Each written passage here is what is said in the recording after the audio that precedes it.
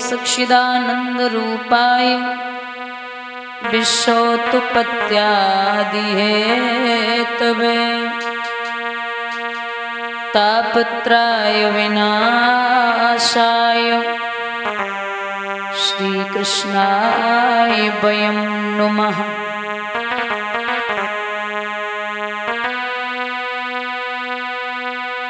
ओम वक्रतुंड महाकाय सूर्यकोटि समप्रभा निर्विघ्नं कुरु मे देव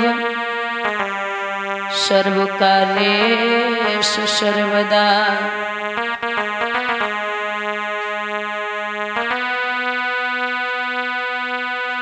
सर्वमंगल मांगल्ये शिवे सर्वार्थ साधिके शरण्ये त्र्यंबके गौरी नारायणी नमोस्तुते।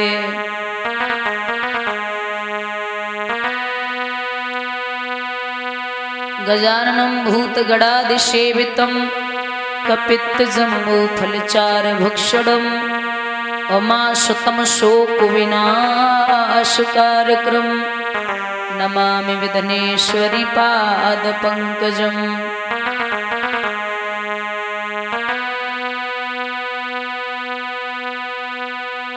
ओम कर्पूरिगौरं करुणावतारं संसारसारं भुजगेन्द्रहारं सदा वसन्तं हृदयारविन्दे भवं भवानी सहितं नमामि।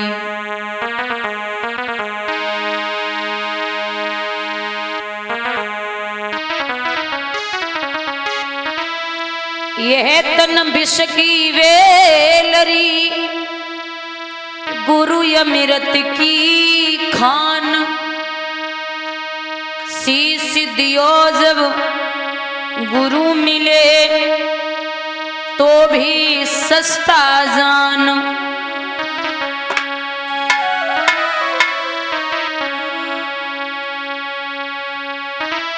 अब तो अपना खून भी करने लगा कमाल बोझ समझ माँ बाप को घर से रहे निकारे।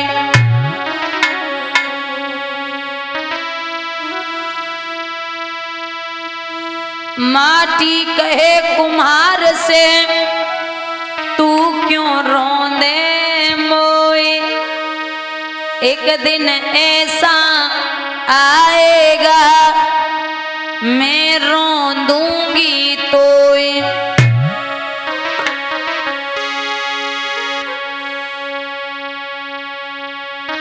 मनवा तो पंछी भया उड़ते चला आकाश ऊपर है तेज जब गिरा तो पहुंचा माया पास। आइए 2 मिनट प्रभु के चरणों में वंदना।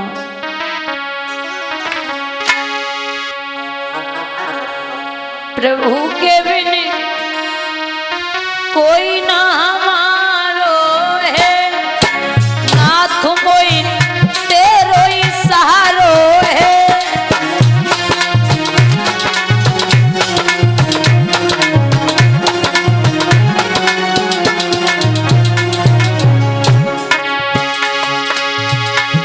अरे आसहती द्रौपदी को हे 5 पति मेरे बलधारी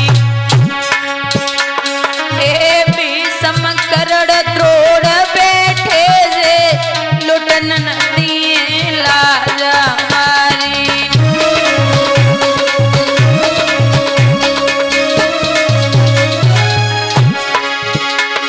अरे आस छूट गई दुनिया की तब मायापति की आस लगाई। खेच लए वल दुश्मन के योरो दीनो अंबर चीर बढ़ाई।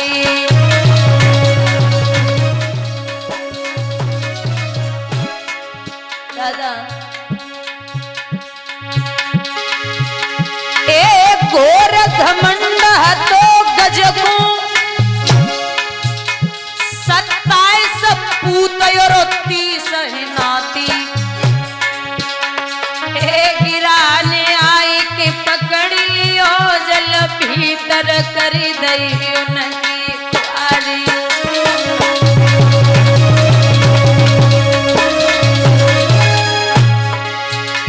हाँ जो बरी सूड़ी रही जलयू पर तब यू न हरिशों टेर लगाई।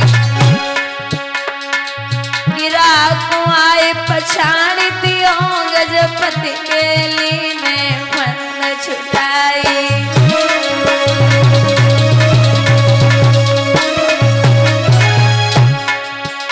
और पहलाद को आसहती मन में मोर चाहती बहुत मेरी महतारी।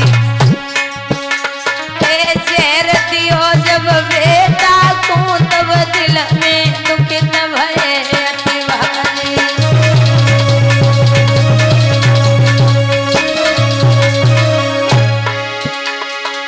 याद भुलाई सब दुनिया की तब मायापति की याद जो आई। तम फार के प्रगट भये बेटा को लीनो कंठ लगाई। इसलिए प्रभु के बिन कोई ना हमारो है, ना तुम तेरो ही सहारो है।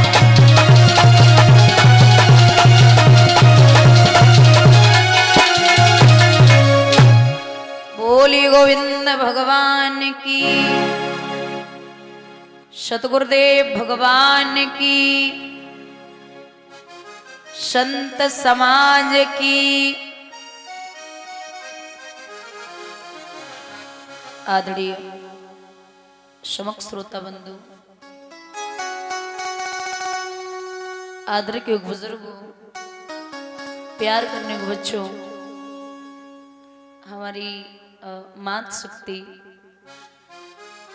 दूर दूर से आए हुए हमारे आगंतुक महानुभाव, कथा पंडाल में बैठी हुई पवित्र आत्माएं, अर्चनी पूजनी वंदनी हमारी सतगुरुदेव भगवान एवं इस पावन भूमि को पवित्र करने वाले हमारे भगवान स्वरूप संतगण,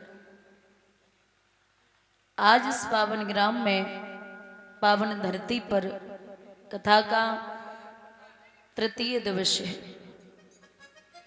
तीसरा दिन है। भगवान की चर्चाएं आप लोग श्रवण करते आ रहे हैं।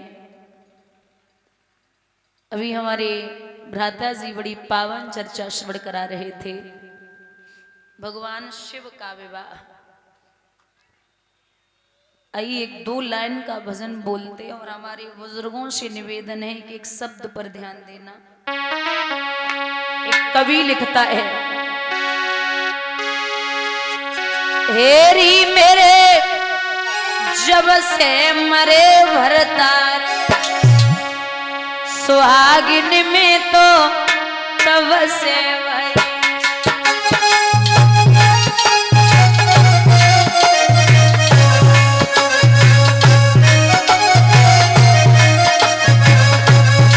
तालियों का साथ देते हुए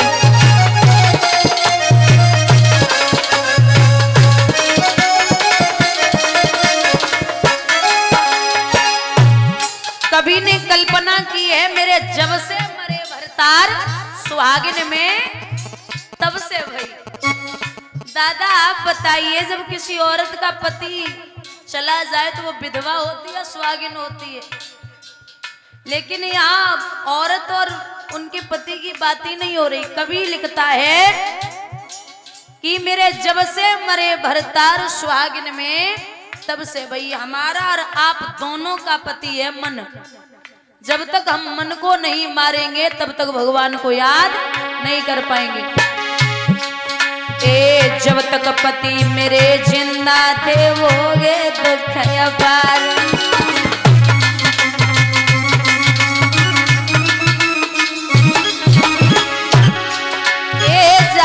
मर गए पिया हमारे, मैंने पाए सुख अपार, सुहागिन में तो तब से भई। श्री राधे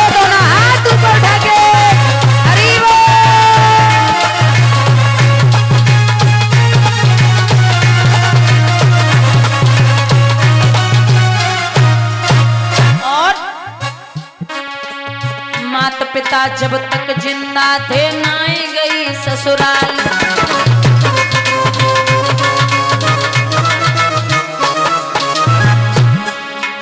माता पिता जब तक जिंदा थे नाई गई ससुराल।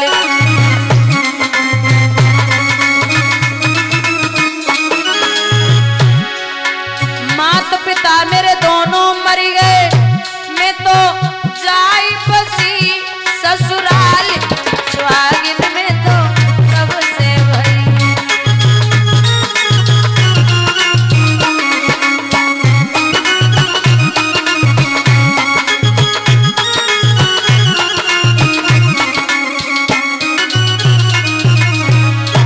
माता पिता जब तक जिंदा थे,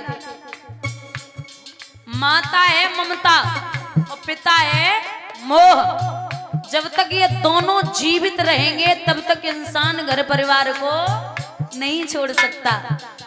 ऐसा ही लगता रहेगा कि ये बिगड़ जाएगा वो बिगड़ जाएगा, हमारा सब परिवार है, मैं भजन नहीं कर सकूंगा। और पांचों भाई तब तक जिंदा थे, पड़ी रही मंझधार।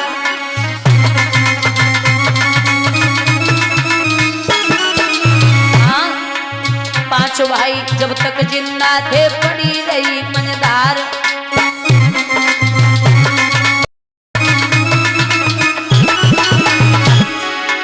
पांचों भैया ज्यादा न मर गए, मैं तो बैठी आसन मारे। भागिन में तो कब से भई।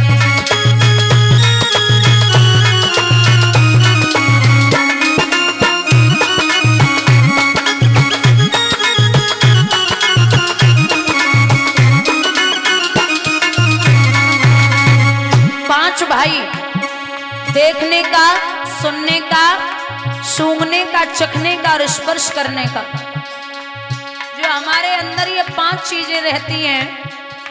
कोई अच्छी चीज देख ली तो मन विचलित हो गया, कुछ अच्छा जैसे पुष्प है, खराब फूल हो तो फेंक दोगे, अच्छा सूंघने की सामर्थ्य लगती है। कोई अच्छी मिठाई बन रही हो तो एकदम से मन विचलित होता है कि ये खा ले।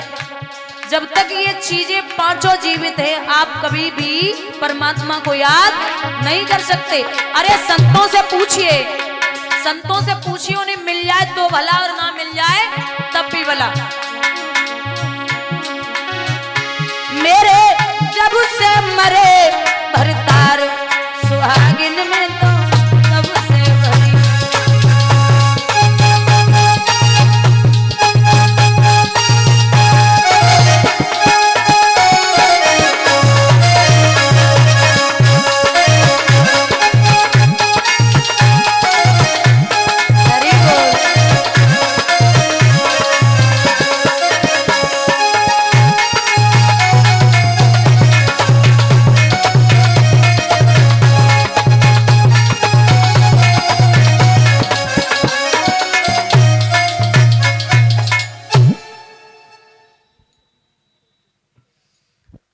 महाराज तो नाथ, पिछला जन्म तो जैसे तैसे मैंने काट लिया, अब मैं ये चाहती हूं कि आप महल बनवाओ। तो सोने के महल बनवाए गए। परीक्षित उन सोने के महलों का गृह प्रवेश करवाने के लिए आए विश्वशर्मा ब्राह्मण। विश्वशर्मा जो रावण के पिताजी हैं, रावण साथ में आया। उसने वो सोने के महल देखे तो जवाब दिया कि ये बड़े अच्छे महल हैं। तो बोले कि क्या करना है? जवाब दिया, करना क्या है, जब दक्षिणा की बारी आए तो आप दक्षिणा में ये सोने के महल मांग लेना। महाराज भोले बाबा से दक्षिणा में वो सोने के महल मांग लिए। उन्हीं महलों का नाम पड़ा है लंका। बोलिए गोविंद भगवान की। भगवान बोले कि हमारा तुम्हारा गुजारा कैलाश पर्वत पर ही होगा, इसलिए महलों की इच्छा ना करो। धन धन भोलेनाथ तुम्हारे कौड़ी नहीं खजाने में, वो 3 लोक बस्ती में बसाए दे आप बसे वीराने में। बाबा जो कर सकते वो आप कभी नहीं कर सकते। अच्छा, लोग कहते हैं कि अगर गांजा पी लो या भांग खा लो या जो भी सेवन करना अगर कर लोगे तो ये तो भोले बाबा ने भी किया है। ये कहते हैं लोग, ये भोले बाबा आग धतूरा भांग ये सब बाबा ने खाई पी है। तो जब सब तुम्हें वही करना है तो एक चीज बाबा ने और खाई है, क्या? जहर।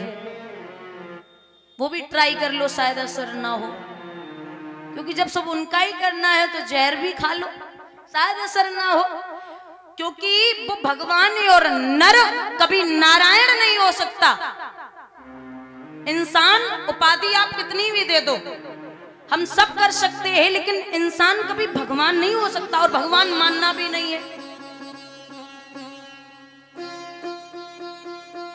आप बताइए, मैया की सवारी है शेर और बाबा की सवारी है बैल, तो शेर और बैल कभी एक साथ रह सकते हैं? नहीं, परिवार में एक साथ है। मोर और सर्प, बाबा के गले में है सर्प और बेटा है कार्तिकेय, उसकी सवारी है मोर। मोर और सांप में बहुत बड़ी दुश्मनी है, कभी एक साथ नहीं रह सकते और वहां एक साथ रहते हैं। चूहा और सर्प कभी एक साथ नहीं रह सकते, वहां परिवार में गणेश जी की सवारी है, चूहा बाबा के साथ है, सर्प एक साथ रहते हैं। अच्छा, आग और पानी कभी एक साथ नहीं रह सकते? रह सकते हैं। तीसरे नेत्र में है आग और ऊपर जटाओं में है गंगा, एक साथ रहते हैं। जो दुश्मनों को भी एक साथ रख सकता है वो भला क्या नहीं कर सकता।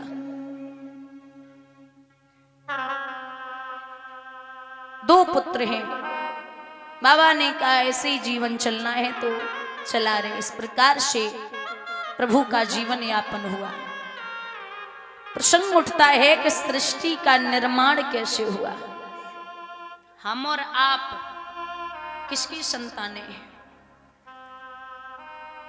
भगवान विष्णु की नाभि से कमल, कमल से ब्रह्मा, ब्रह्मा की दो संतानें हुई हैं मनु और शतरूपा। मनु और शतरूपा की 5 संतानें हुई, 3 बेटियां और 2 बेटे। 3 बेटियां हुई हैं आकुति, देवहूति और प्रसूति, और 2 बेटे हुए उत्तानपाद और प्रियव्रत। महाराज उत्तानपाद हम उसे कहते हैं, उत्तानपाद हम उसे कहते हैं जिसका पद, जिसका पैर समाज में सबसे ऊंचा हो, जिसका नाम हो। ये अयोध्या के राजा हैं, हम अयोध्या उसे कहते हैं जिस राज्य को कभी भी किसी भी राज्य ने न जीत पाया हो, उस नगरी का नाम है अयोध्या। ये जो बिटिया है देवहूति, वो करदम ऋषि के लिए ब्याही गई थी। इनके 9 बेटियां हुई और 10वें पुत्र हुए जिनका नाम है कपिल भगवान, जिन्होंने अपनी मैया को मन, चित्त और अहंकार के बारे में समझाया था और कहा था, हे मां, ये मन जो होता है बड़ा चंचल है। मन जो होता है, इसे अगर एक बार ये गलत चीजों में लग गया तो वही लगा रहेगा, फिर हटाना मुश्किल है। और अगर सत्संग में लगा दिया तो बड़ी मुश्किल से सत्संग में लगेगा, और अगर लग गया तो हटने वाला नहीं है। ये जो मन है ये गधे के समान होता है। जैसे पहले के जो धोबी हुआ करते थे वो गधा रखा करते थे। एक दिन ये धोबी एक गधा लेके कपड़े धुलने के लिए चला, तो जब कपड़े धुलने के लिए पहुंचा तो जैसे ही कपड़े धुलने को बैठा, अब गधा खेती बंजर करने लगा। विचार करने लगा धोबी कि अगर गधा पकड़े तो कपड़ा न धुल पाए, कपड़ा धोए तो गधा भाग जाए, तो क्या करे। तो बैठ के रोने लगा, रस्सी लाना भूल गया था। अब संत जी आए तो संत जी ने कहा कि क्या बात है, क्यों रो रहे हो? अच्छा, संत का मतलब होता है समाधान, और समाधान का मतलब है संत। जो हर एक चीज का समाधान कर दे उसे ही हम संत कहते हैं। संत जी बोले क्या बात है? बोले महाराज ऐसी ऐसी बात है। बोले इधर आ। धीरे से कान में एक बात कही और बोले इतना कर दे। संत जी चले गए। धोबी ने गधा को पकड़ के, गधे को पैर में बांधा जाता है, एक पेड़ के 7 बार हाथ घुमायो पेड़ के पास में। अब गधा तो गधा भाई लग रही जो बांध रहे, खड़ा हो गया। धोबी ने कपड़ा धोए सुखाए गधा पे रखे। अब महाराज खूब मार रो पीठ में, लेकिन गधा चल नहीं रो। अब फिर परेशान, बोले ये चल नहीं रहा। तो संत जी वापस आ रहे थे, बोले काय को परेशान है? बोले महाराज अच्छी अकल बताए गए, अब जो चलना ही रहो। बोले अरे ओ बाबा रे, बंधा हुआ है, उसे यही लग रहा है कि मैं बंधा हूं। पहले 7 बार सीधा हाथ घुमाया था, अब 7 बार उल्टा घुमा दे। जैसे ही 7 बार उल्टा हाथ घुमाया, गधे ने चलना शुरू कर दिया। ऐसे ये मन है, अगर इसे एक बार अच्छे कामों के लिए बांध दिया तो वो वहीं बंधा रहेगा, और अगर कहीं उल्टा हो गया तो फिर इसे बांधना बड़ा मुश्किल है। जितना हो सके इसे सत्संग में लगाइए, जितना हो सके। महाराज यहाँ और बता दें कि हम और आप मनु महाराज के ही वंशज हैं। दुनिया 3 चीजों से बनी है, सतोगुण, रजोगुण और तमोगुण। और विज्ञान कहता है कि दुनिया 3 चीजों से बनी है, इलेक्ट्रॉन, प्रोटॉन और न्यूट्रॉन। और जो ज्यादा पढ़े लिखे हैं वो कहते हैं कि दुनिया गॉड ने बनाई है। गॉड मतलब जी माने जनरेटर, ओ माने ऑपरेटर और डी माने डिस्ट्रॉयर। जनरेटर का मतलब है बनाने वाला, ऑपरेटर का मतलब है पालन करने वाला, और डिस्ट्रॉयर का मतलब है मारने वाला। बनाने वाले ब्रह्मा जी, पालन करने वाले विष्णु जी, और मारने वाले भगवान भूतनाथ भोले बाबा। बोलिए गोविंद भगवान की। दुनिया 3 चीजों से ही बनी है। हम और आप मनु महाराज के वंशज हैं। ये सुनीति है राजा उत्तानपाद की पत्नी। उत्तानपाद की प्रथम प्रिया सतियों में लेखी जाती थी, और वो परम विनीता नीतिवती रानी सुनीति कहलाती थी। बहुत पतिव्रता है। और लिखा भी है, अगर ऐसी माता घर में हो, जब पति अधर्म को जाए तो पत्नी उसे बचाए। भैया, और जब पत्नी लाज लुटाए उसे कौन बचाए, उसे कौन बचाए।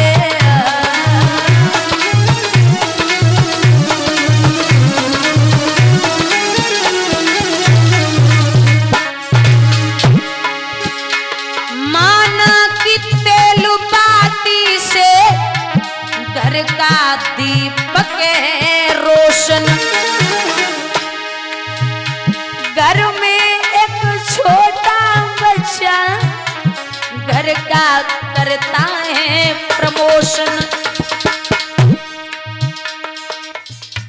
घर का दीपक बुझ जाए, वो माचिस से जल जाए, लेकिन गुरुकुल का दिया बुझ जाए उसे कौन जलाए, उसे कौन जलाए।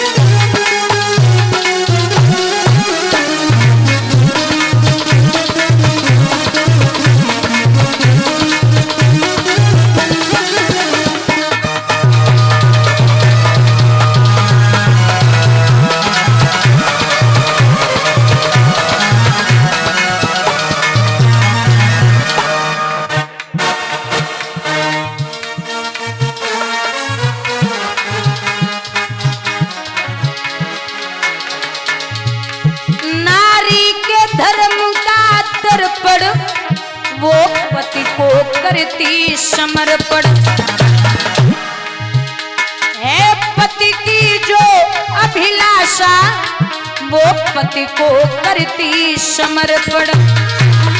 ए भैया कपड़े में दाग लग जाए वो साबुन से छूट जाए, लेकिन गुरुकुल में दाग लग जाए उसे कौन छुटाए, उसे कौन छुटाए।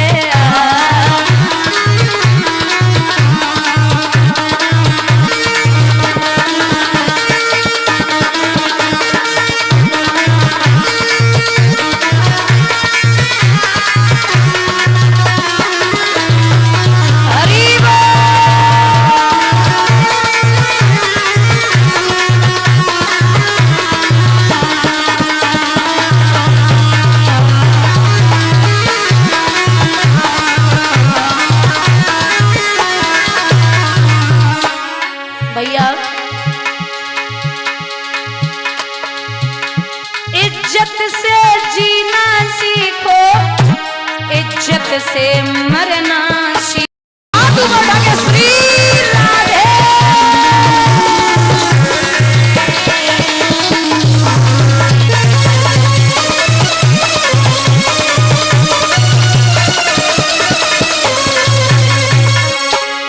लड़कपन खेल में खोया, जवानी नींद भर सोया,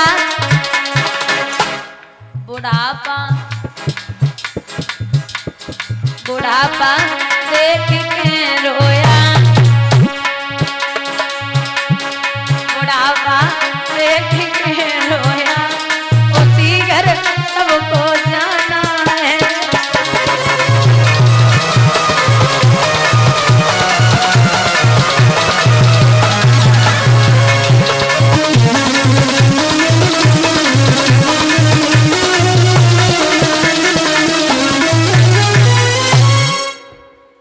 यहाँ भैया महलों में सुरुचि सुशोभित है, रुच के सब साज सजाती है, और रानी सुनीति अब अट्टे पर चिड़िया और काग उड़ाती है।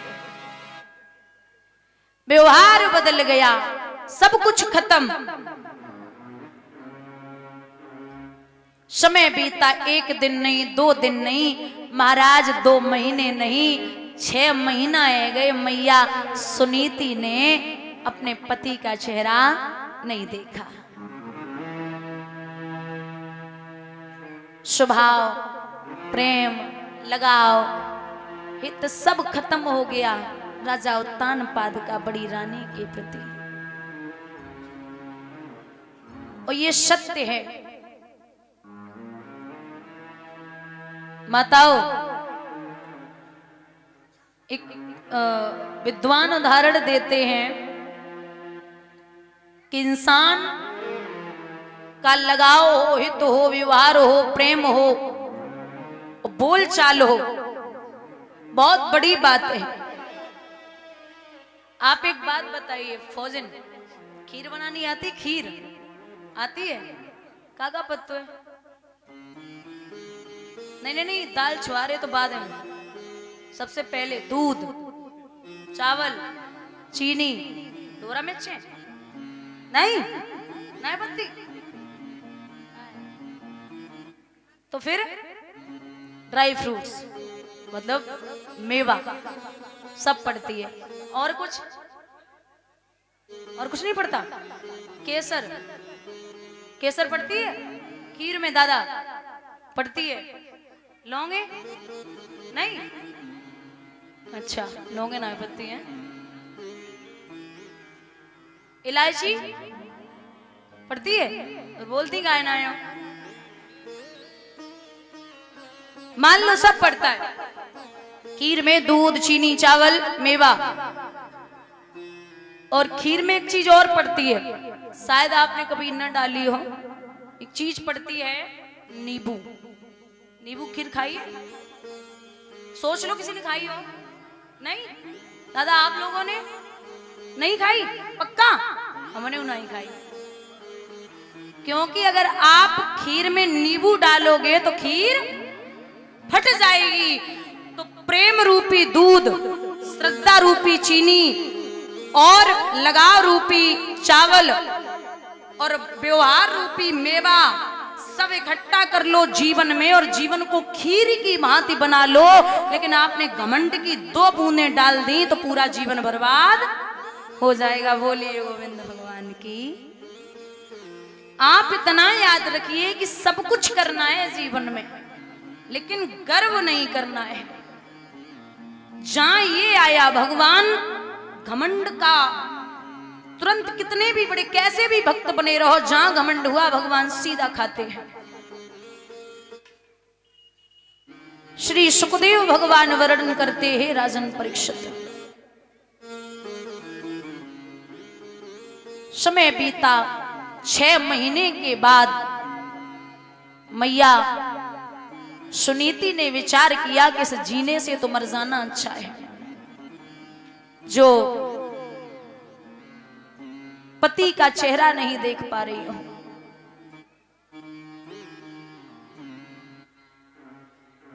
रात्रि का समय,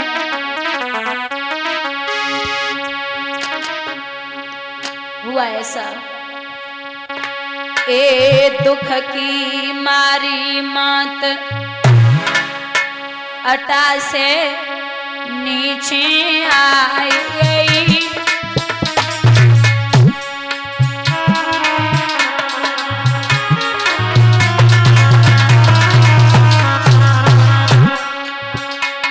जन्मों ने राज कुमार के दुखिया रोई रही दुखियारी।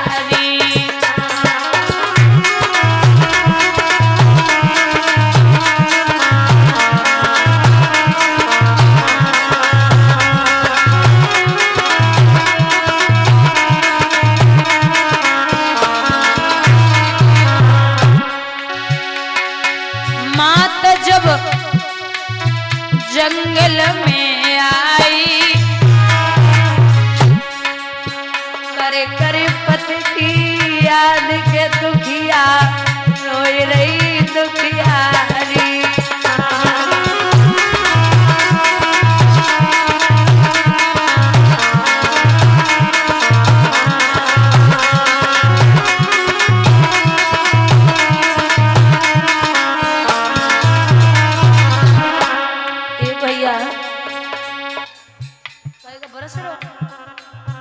पीछे ऐसे पीछे बीचा बीच में पहुंचाओ, इधर से ऐसे ही नहीं, पीछे पहुंच जाओ बराबर पे। मात जब बामी पे ठहरी,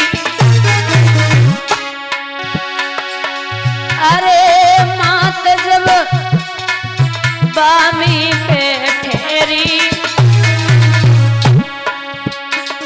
पैरन की वही आवाज निकल के आइयो जेरी।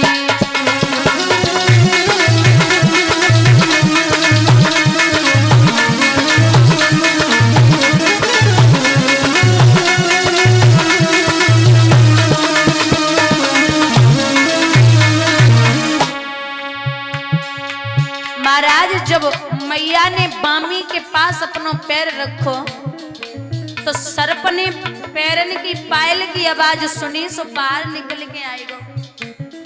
अब मैया व सर्प सो बोली, अरे ओ लाला आज मेरे संकट को बांटो, ऊत आज मेरे संकट को बांटो, मुझे दुख सो नहीं जा तो ललाल का उंगली में काटो।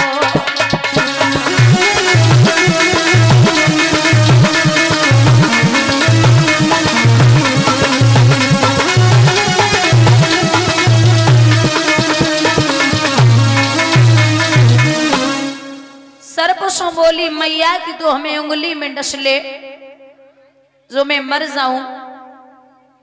बस करो, इतना नहीं बरसेगा, छोड़ दो।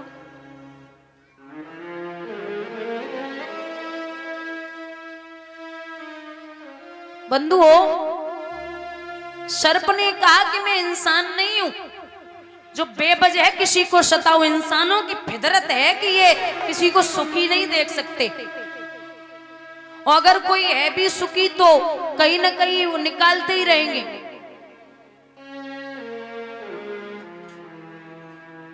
बाहर आगे मैया बढ़ी, जाए के देखो जंगल में बढ़ती जा रही है, कुएं में गिरने के लिए तैयार हुई। पीछे से ब्रह्मा पुत्र नारद ने रोक दिया। बोले लड़की क्या कर रही है, या क्यों आई है?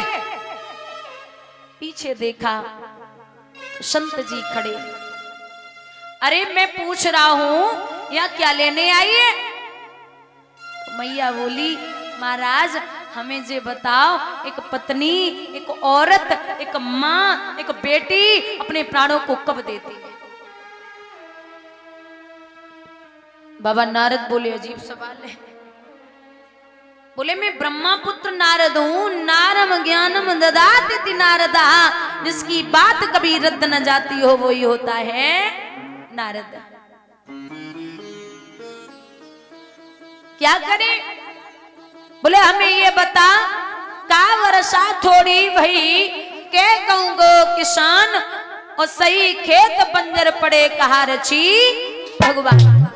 मैया बोली बाबा ना वर्षा थोड़ी भई और ना कहूंगो किसान, खेत बीज ओढ़ तो नहीं सुनिए संत सुजान। जल से पतला कौन है, कौन भूमि से भारी, और कौन अग्नि से तेज है, कौन काजर से कारी। जल से पतला ज्ञान है, पाप भूमि से भारी, और क्रोध अग्नि से तेज है, कायले काजर से कारी। नारद जी मुस्कुराए, बोले काहे को परेशान है? अरे बेटा नहीं हुआ तो मरने आ गई। अरे वो पगली लौट जा। नहीं बाबा ऐसे वापस नहीं जाऊंगी, अगर मैं बोल दूं कि बेटा हो जाएगा तो लौट जाएगी। अब मैया बोली बाबा पता चल गया कि संत भी झूठ बोलने लगे। 6 महीना आ गए पति को चेहरा नहीं देखो, नाथ बिना पति के पुत्र होने वाला नहीं है। आप झूठ बोल रहे हैं। बाबा नारद बोले अरे ओ लड़की पता भी है तुझे? हो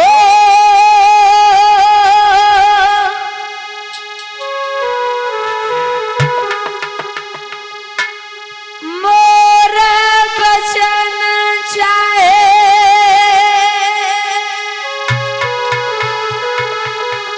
भगवान ने कहा है पड़ी जाए फीका,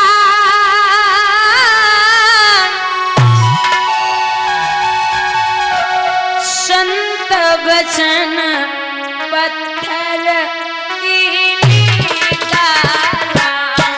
सिया राम ले जय राम, राम सिया राम ले जय राम। हरि बोल।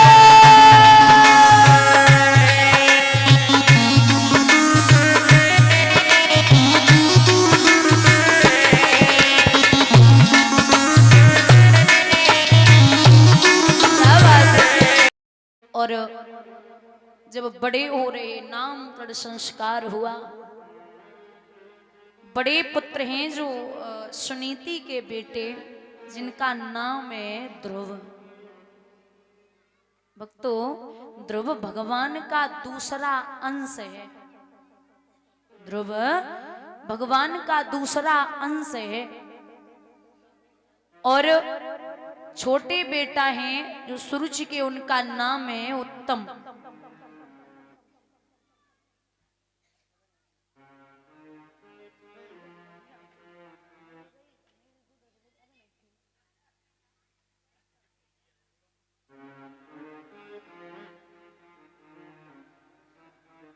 यहाँ उत्तम का मतलब है ऊ माने ईश्वर और उत्तम माने अंधकार। ईश्वर तो आया लेकिन देख करके स्वभाव ईश्वर का जाना हो गया। दोनों बालक धीरे धीरे बड़े हुए अच्छा श्रोताओं, भले ही सुनीति और सुरुचि में नहीं बनती थी, लेकिन उत्तम में और ध्रुव में बड़ी गहरी सलाह थी। एक साथ रहते, एक साथ बैठते, एक साथ खाते, खेलते, चलते फिरते। रोज उत्तम खेलने आता, कहीं ध्रुव जाते आते रहते। एक दिन सलाह मिलाई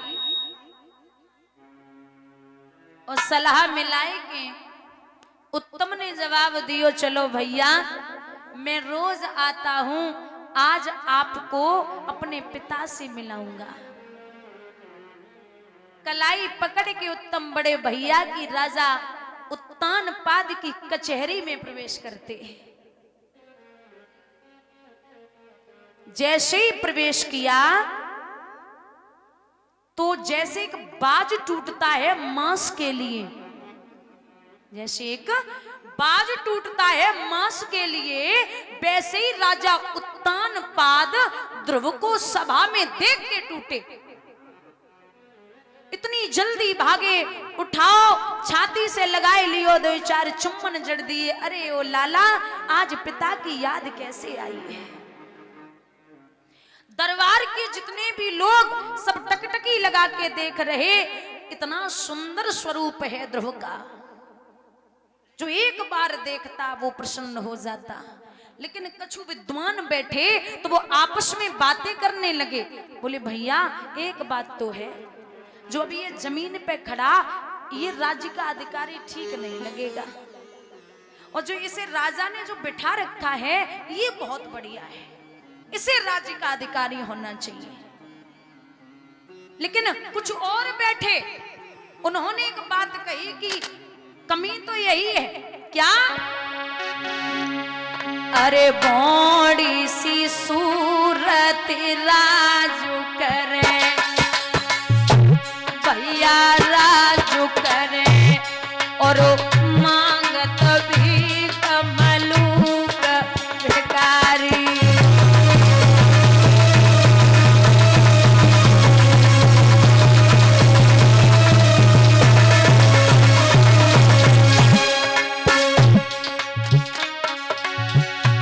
कोई सोने के छातुर छाए चले,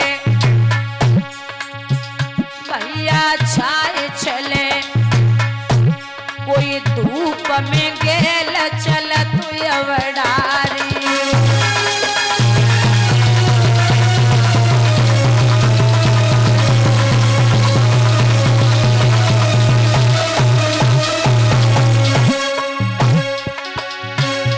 कोई तिरिया पति संग सुखी रहे, वीरन सुखी रहे, कोई टोली रही मारी मारी।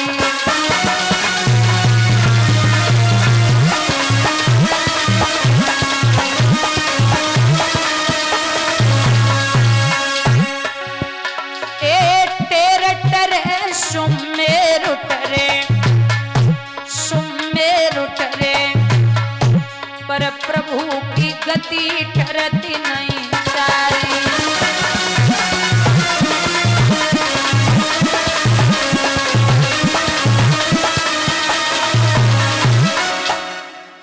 बोले ये इसकी किस्मत है, क्योंकि आप ही लोग समझाते हो कि जो किस्मत में होगा वो कहीं भी हो जरूर आएगा, और अगर जो किस्मत में नहीं है तो खूब पड़ा रहे, वो किस्मत में होगा ही नहीं, आके भी चला जाएगा। राजा समझाए रहे, तब तक महाराज गजब है गो। कऊ चुगला ने जाए कि मैया सूरज से कही है कि वो आपका बेटा जमीन पे खड़ा और वो तुम्हारी सौत का लड़का गद्दी पे बैठा है। एक बात तो सत्य है, पहले के जमाने में एक दो चुगला आते, हाँ, और आज के जमाने में घर घर और गांव गांव में चुगला है। सत्य है। और चुगला सबसे बड़ो काम तब करते हैं जब कहो कि लला को ब्याह हुए को आए।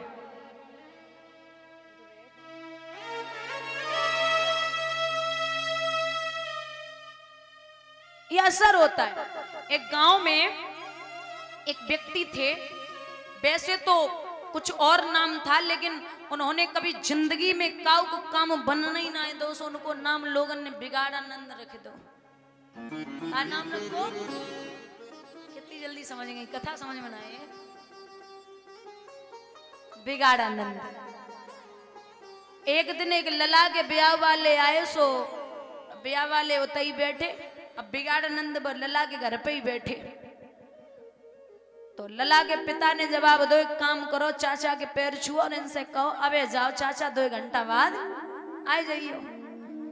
लला ने पांव छुए, बिटिया वाले होते ही बैठे।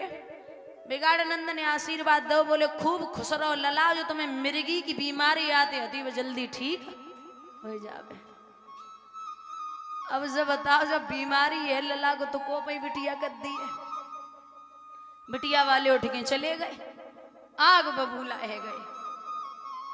कुछ दिन बाद बिगाड़ानंद की तबीयत बिगड़ी, तो गांव के बड़े बूढ़े रहे, बोले अब ऐसो करो है तो गांव कोई चलो देख के आए रहे। नए लड़कन से कही तुम चलो, बोले हम बाकी चक्कर में एक ब्याह ना है वो हम जी, तुम सब देखन जाओ। सो बड़े बूढ़े पहुंचे, बोले ठीक हो? बोले कहूँ ठीक ना है, बस इज्जत समझ लो अब मरवे ही वाले हैं। अब हम जो सोच रहे हैं कि हमने कबहू जिंदगी में अच्छे काम नहीं करे, तो बस एक जो जीव पे एक एहसान कर दो। बोले का? जीवन हमेशा गलत करो है, जब हम मर जाएं तो तुम हमारे मुंह में एक हाथ को खूंटा ठोक दियो। ठीक है। कुछ दिन बाद बिगाड़ानंद मर गए, तो जब मर गए सब पूरा गांव जन बच्चा थे इकट्ठो, बोले एक बला टली गांव की। अच्छा अच्छो आदमी मरे तो सब रोते हैं, और बुरो मरे तो रोए खूब दिखावटी, लेकिन जब सोचे थे गांव से बला गई, एक शांति भाई। तो सब लोग जन बच्चा थे इकट्ठे। अब कुछ लोग बोले काम करो,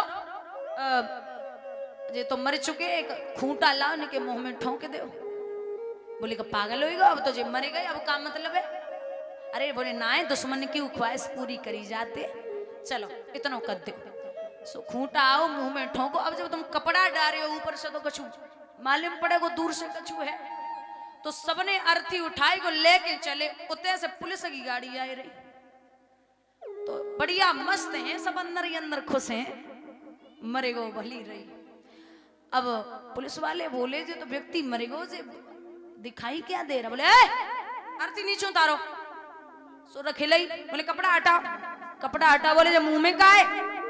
बोले साहब जी हमारे गांव के बिगाड़ानंद थे, इनने कबू जिंदगी में अच्छे काम नहीं करे, इन्होंने ही बोला था कि मेरे मुंह में खूंटा ठोक दियो, तो हमने ठोक दो।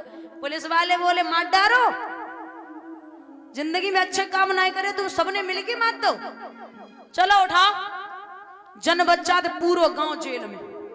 अब कछु हंस रहे हो, कछु रो रहे, बोले मत जेल में डारे के। बोलिए गोविंद भगवान की।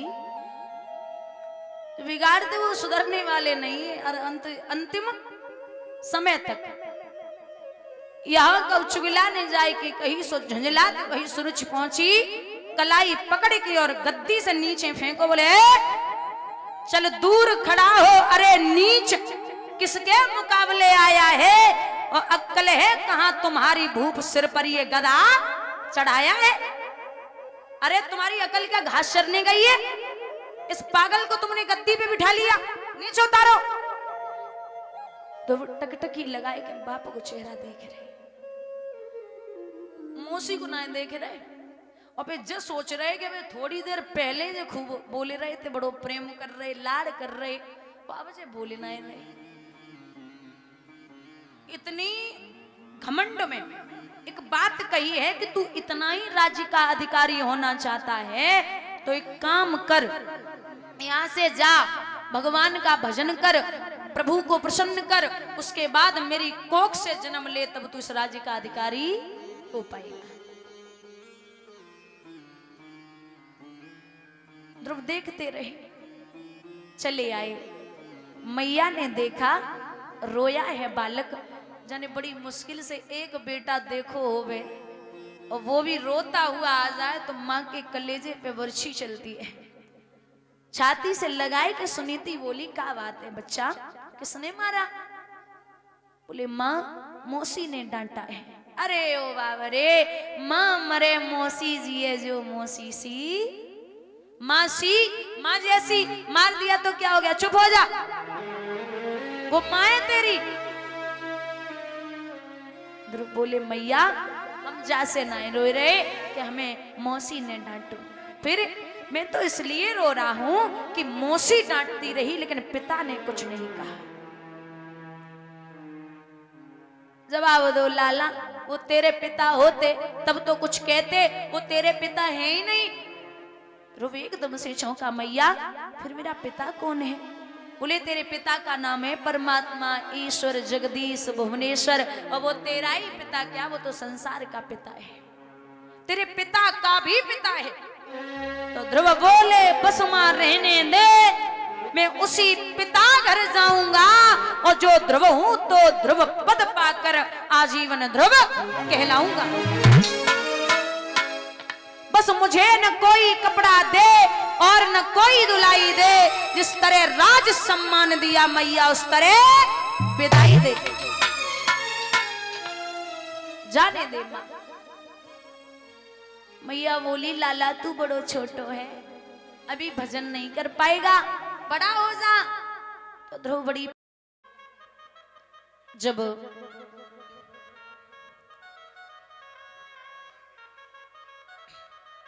शांति बनाए रखिए, बात नहीं, माताओं बोलते नहीं है। यहां सर्वस्व कांपने लगा। जब शेषनाग जहर उगलने लगा, विष्णु जी ने पूछा क्या बात है नारद, कुछ दिक्कत है गई का? बाबा नारद बोले बस थोड़ी देर और धरे रहो, आटा दारे को भाव तुम्हें पता चल रहा है। वो छोटा सा बेटा तपस्या कर रहा, आपको शर्म नहीं आती? बोले क्या करें, जाइए उसे दर्शन दो। अब भगवान तो नहीं पहुंच पाए और तब तक महाराज इंद्र ने अपनी अप्सराएं भेज दी, जाओ कोई भी तपस्या कर रहा हो उसकी तपस्या भंग करके आओ। उर्वशी ने कहा करो, इतना छोटा सा है।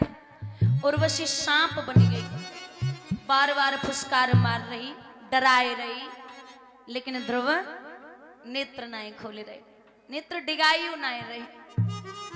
कोई शेर बन के दहाड़ रही लेकिन ध्रुव पलक नाए डिगाए रहे।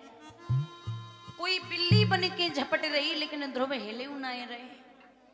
लाख जतन कर लिए, अब भगवान के भक्त को सताना छोटी बात नहीं होती। प्रभु ने माया रूपी बर ततैया भेजे हैं जो अप्सराओं पे टूट पड़े, अप्सराएं भाग गई। स्वयं परमात्मा देख रहे हैं कि हमारा प्रेमी लगा पड़ा है, इसे कब तक देखूं, बड़े प्रसन्न हैं। अच्छा एक ध्रुव है जो भगवान के लिए इतने परेशान हैं, और एक विदुर जी है। विदुर जी इतने भाव के भूखे, उन्हें भी पता है कृष्ण को कि मैं प्रेमी हूं, मैं भाव का भूखा हूं, और विदुर जी भी जानते हैं कि ये भाव के भूखे हैं। लेकिन कारण ये है कि विदुर में और ध्रुव में फर्क है।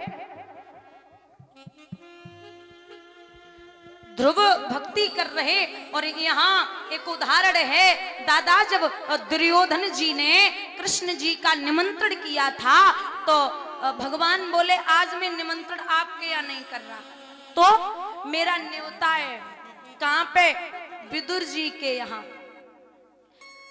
अब विदुर जी ने जैसे ही सुनी कि हमारे घरे खाए को दाने ना जी, हमारे घरे निमंत्रण बताए रहे, तो दरवाजे से चुपचाप निकल आए और विदुरानी को जवाब दो कि एक काम कर, कन्हैया आ रहे, दरवाजा बंद कर दे, और खूब आवाज लगाए लेकिन तू दरवाजा नहीं खोलना।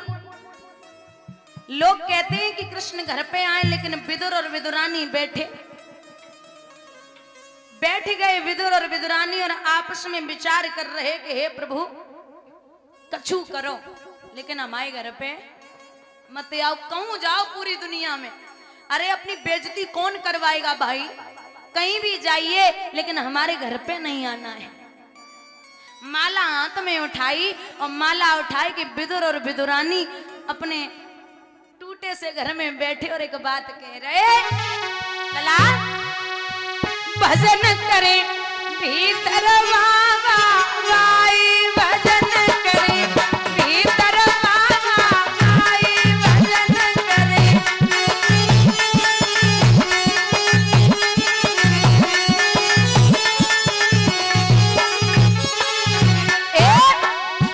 आसन डारे लो आंगन में, लो आंगन में माला हाथ उठाई, भजन करे भीतर बाबा भाई, भजन करे।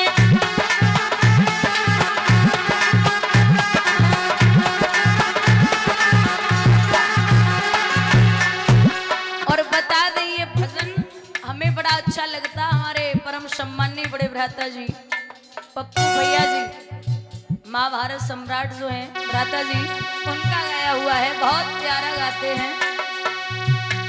ए माला घूमी रही दोनन की, रही दोन की, आवे नहीं अधूराई, भजन करे भीतर बाबा भाई, भजन करे।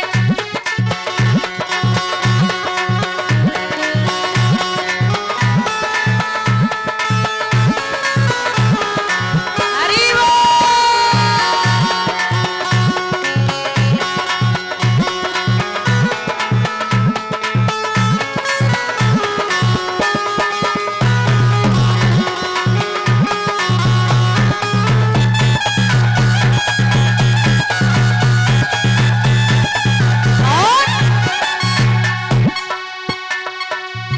इन दोनों की लगी रही रटना, लगाई रहे रटना, तोलु कुंदी आए बजाई, भजन करे भीतर बाबा भाई, भजन करे भीतर बाबा भाई, भजन करे।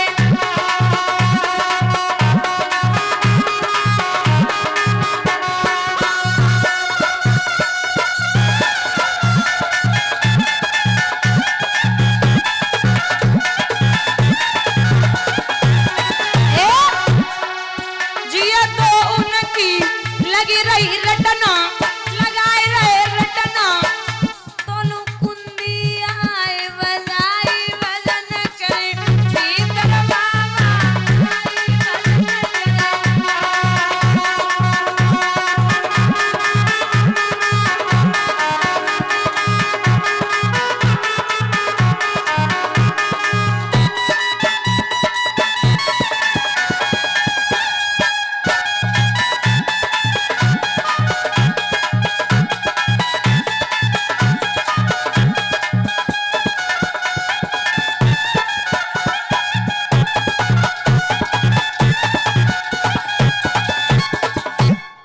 भगवान ने कुंदी खटखटाई, अरे ओ काकी दरवाजे खोलो। काकी ने दरवाजे खोले। अब विदुर जी कह रहे तुम खोलो, विदुरानी कह रही तुम खोलो। हिम्मत एक की नहीं पड़ रही। एक पहुंचे, खोली कुंदी, आओ कृष्ण। कन्हैया बोले व्यवस्था पहले ही कर रखी कि ना आवे, अब कह रहे आओ कृष्ण। अच्छा किसी के यहाँ भोजन दो ही शर्तों पे करना है, काऊ के यहाँ जाओ तो दो ही शर्तों पे भोजन करना है। एक तो आप बहुत ज्यादा भूखे हो तो बोल दो मुझे भूख लगी है, बहुत ज्यादा भूखे हो, और एक भले ही खाना ठीक ठाक खाया हो आपने और कोई आपको प्रेम से बुला रहा और खिला रहा है तो आप भोजन कर लें। और हम जैसे तो मिल ही जाएगा उल्टो सीधो। तो भैया विदुर जी ने बिठाई लियो हाथ पकड़ के, थोड़ा सा बाहर निकले विदुर जी, तब तक काकी से भगवान बोले काकी भूख लगी है। अब महाराज केले रखे थे, बुजुर्गों केले के जो छिलके थे वो कृष्ण को खिला रही और गिरी फेंक रही। बड़े चाव से कन्हैया छिलका खाए रहे। और तब तक तो विदुर जी वापस आए गए। बोले ए पगली क्या कर रही है? अरे छिलका खिला रही है और गिरी फेंक रही है, अलग हट, मैं खिलाऊंगा। अब महाराज विदुर जी बैठ गए, वे गिरी खिला रहे और छिलका फेंक रहे। कुछ देर बाद कृष्ण से पूछी विदुर जी ने, कृष्ण, हाँ काका, पेट भर गया? बोले हाँ बस भर गया। एक बात पूछनी थी।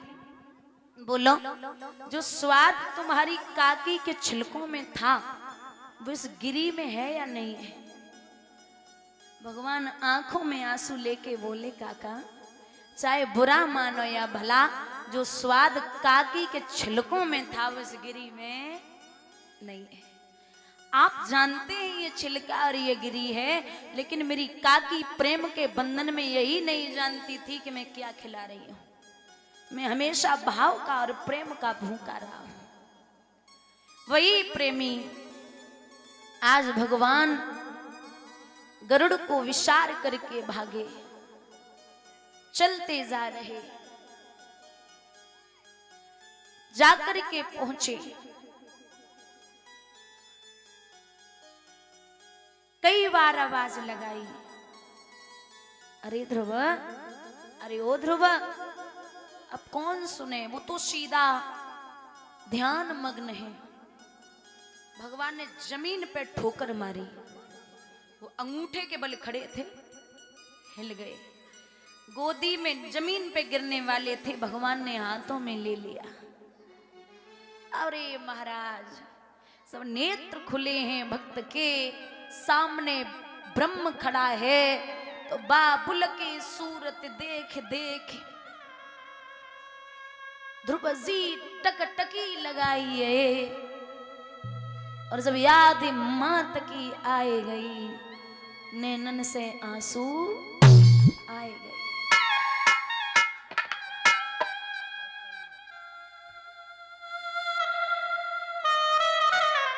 रोए ध्रुव।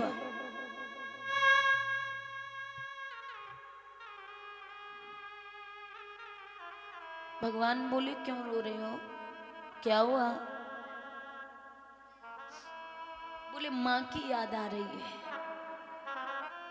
अरे लाला, आने में देर हो गई, क्या चाहिए मांग ले।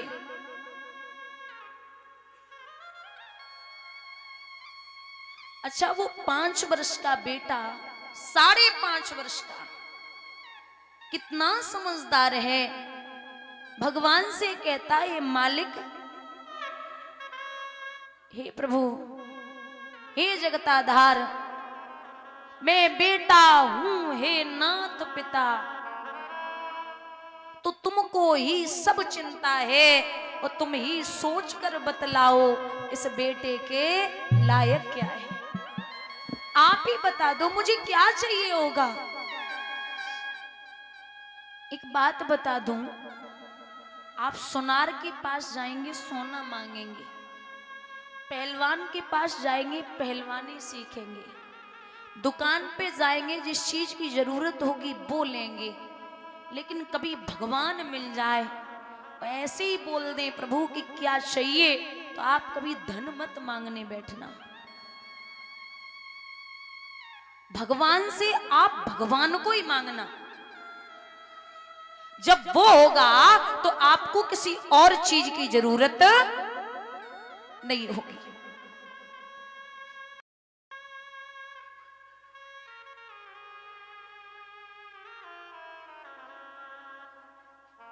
बोलिए क्या चाहिए।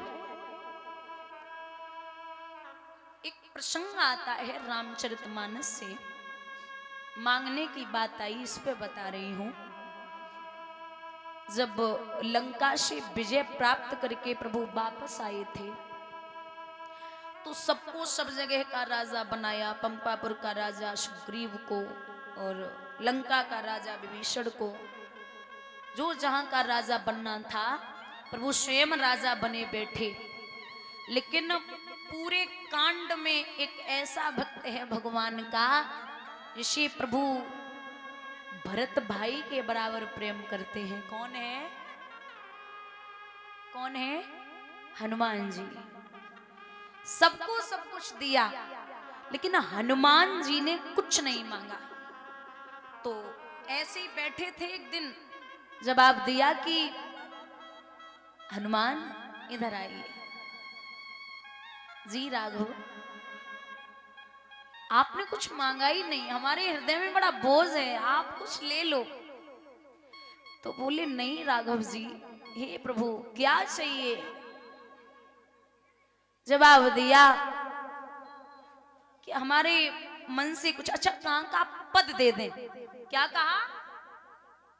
तेज बोले। कहां का पद? कहां का पद दे दें? हनुमान जी हाथ जोड़ के बोले, हे राघवेंद्र, जहां पद होगा वहां मद जरूर होगा। मद माने घमंड, अहंकार, चाहे 10% हो 100 में, लेकिन होगा जरूर। मुझे पद नहीं चाहिए। तो बोले कहां की गद्दी दे दें? कहां की गद्दी चाहिए? जवाब दिया नहीं नाथ, जब गद्दी से तो दूरी रखो। जितने से गद्दी वाले हैं सब भूत बड़ी जल्दी बनते हैं। अब देखो, भूतपूर्व प्रधानमंत्री, भूतपूर्व मुख्यमंत्री, भूतपूर्व जिला अध्यक्ष, भूतपूर्व जिला पंचायत सदस्य, भूतपूर्व प्रधान जी, जितने गद्दी वाले हैं सब इनके आगे भूत जरूर लगते हैं। आपने भूतपूर्व प्रधानमंत्री, भूतपूर्व मुख्यमंत्री सुना होगा, लेकिन भूतपूर्व रामचंद्र और भूतपूर्व कृष्णचंद्र नहीं सुना होगा। थे, हैं और हमेशा रहेंगे। बोले ये गद्दी भी नहीं चाहिए। बोले फिर क्या चाहिए? क्या दूं? मैया सीता बोली अब इतना कह रहे तो आप मांग लो, इच्छा ही तो है। बोले नहीं मां। मैया सीता बोली डबल दिलवा दें, डबल डबल चाहिए? बोले नहीं मां, डबल भी नहीं। बोले ले लो। हनुमान जी ने दिमाग घुमाया, बोले ठीक है डबल दिलवा दो, डबल। राम जी बोले अबे तो एक होना चाहिए, तो अब डबल चाहिए, बताओ क्या चाहिए? हाथ जोड़ के बोले हैं हनुमंत लाल कि प्रभु आप अपने दोनों चरणों की सेवा हमें दे दीजिए। सीता जी आगे बढ़ी, राम जी ने हाथ पकड़ो कि हे देवी, आज एक भक्त के आगे एक पत्नी हार गई, मैं कुछ नहीं बोल सकता। वरदान दिया भगवान ने कि जहां जहां त्रेता द्वापर कलयुग में भी जहां जहां राम के मंदिर बने होंगे वहां वहां हनुमान जी की मूर्ति अवश्य होगी। और जो राम का मंदिर बनवा के हनुमान जी की मूर्ति नहीं रखेगा उसका मंदिर पूर्ण नहीं होगा। बोलिए राघवेंद्र सरकार की। आशीर्वाद दिया। यहां ध्रुव कहते हैं कि आप ही दे दो। तो भगवान बोले जाओ, आपको राज्य की वजह से निकाला गया था, मैं आपको वरदान देता हूं कि 1-2 वर्ष नहीं 36,000 वर्ष तक अयोध्या नगरी का राज्य करोगे। 36,000 वर्ष तक। जाओ, ऐरावत से कहा कि मेरे लाला को छोड़ के आओ। ऐरावत पे बैठ के ध्रुव चले। तो सबसे पहले ध्रुव मैया के दरवाजे पे ना, मौसी के दरवाजे पे पहुंचे। मौसी ही मेरी सबसे पहली गुरु है, अगर मौसी ऐसे न कहती तो मैं कभी भगवान को प्राप्त नहीं कर पाता। और मौसी की तो हालत है महाराज, कस्तूरी की क्यारी करी और केसर की बनी खाद और पानी दियो गुलाब को पर रही प्याज की प्याज। आप प्याज में से कितने इत्र सेंट डालो वो अपनी बदबू ना छोड़ेगा। मौसी की वही हालत है। दासी से बोली तने के जहर ले आ, मर जाऊं। दासी कह रही तब डाय ने बने धक्का मारो और जहर मंगाए रही हो, मिटनी नाय कारों चरोई के का छुटाए रही हो। तब तक ध्रुव ने आवाज लगाई, मां आप दरवाजे खोल दीजिए। दरवाजे खोले। क्षमा कर दे लाला। नहीं मां, आपकी वजह से प्रभु को पाया। आप मेरी गुरु हो। वहां से ध्रुव जब मैया के पास पहुंचे, एक बात और, अकेले ध्रुव की तपस्या से भगवान प्रसन्न नहीं भई। जा दिन से ध्रुव निकले, बादन से भोजन की कौन कहे, मैया ने पानी की बूंद अपनी जिह्वा पर नहीं रखी थी। उसी दिन मैया अंधी हो गई थी। जब ध्रुव वापस आए तो आवाज सुनी, रोई कि मैया बोली,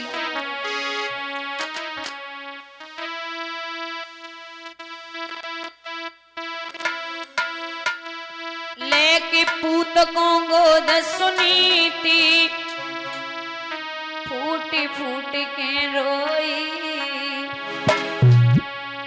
लेके लला को गोद मैया, फूटी फूट के रोई। बतलाए दीजिए लाला रे के दर्शन हुई है तोई।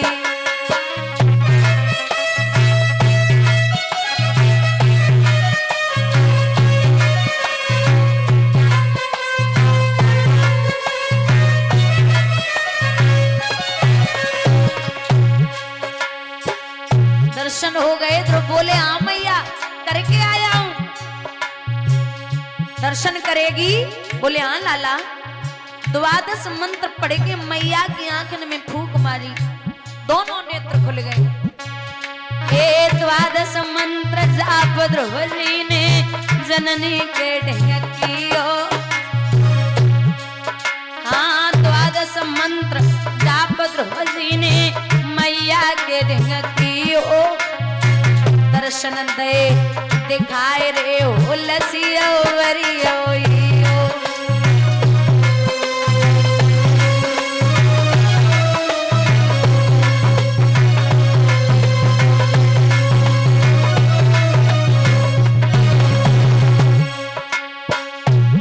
भगवान स्वयं मैया सुनीति से कहते हैं, माँ हे धन्य धन्य मात कैसे ललाट लय जियाई। हे धन्य धन्य मात सुनीति बच्चा लय जियाई। और ते मैया को वरदान रे के रमिए अधुराई।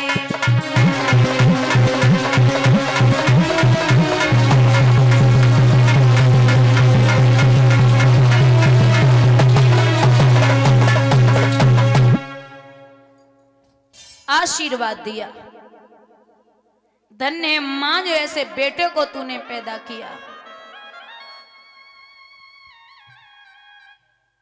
महाराज धीरे धीरे समय बीता, ध्रुव शादी के योग्य हुए। तो एक बात बता दें, ध्रुव के पिता ने 2 शादियां की थी, सुरुचि और सुनीति 2। ध्रुव ने भी 2 शादियां की थी। पहली पत्नी है शिशुमारी की पुत्री है भ्रमी। इनके 2 पुत्र हुए हैं कल्प और वत्सर। और दूसरी पत्नी है वायु की पुत्री इला। इनके एक बेटा हुआ है जिसका नाम है उत्कल। बोलिए गोविंद भगवान की। ध्रुव की 2 पत्नियां हैं और 3 बेटे हैं। ध्रुव के जो छोटे भाई हैं जिनका नाम है उत्तम, वो एक बार कुबेर की बगिया में शिकार खेलने के लिए गए।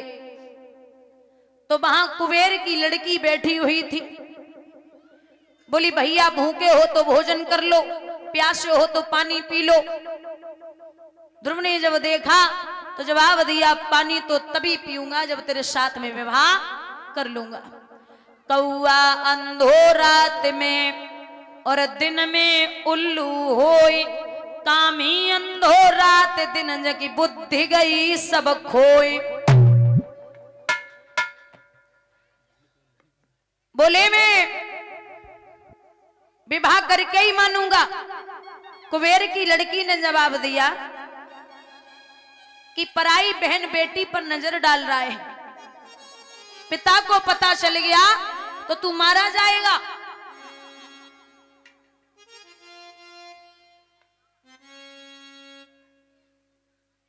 उत्तम बोले खून खोल गया कि मैं अब तुझे तो बाद में ही देखूंगा, पहले पिता को ही देख ले। मैंने बोला कि पराई स्त्री मौत का कारण होती है। पर नारी जिसकी कटार मैंने तेगा घायल कर जावे। पर नारी जिसकी कटार मैंने तेगा घायल कर जावे।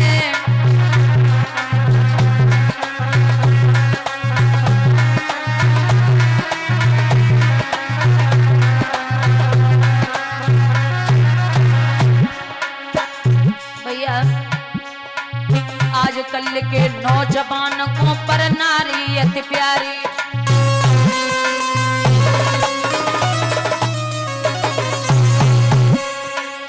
आजकल के नौजवान को पर नारी अति प्यारी।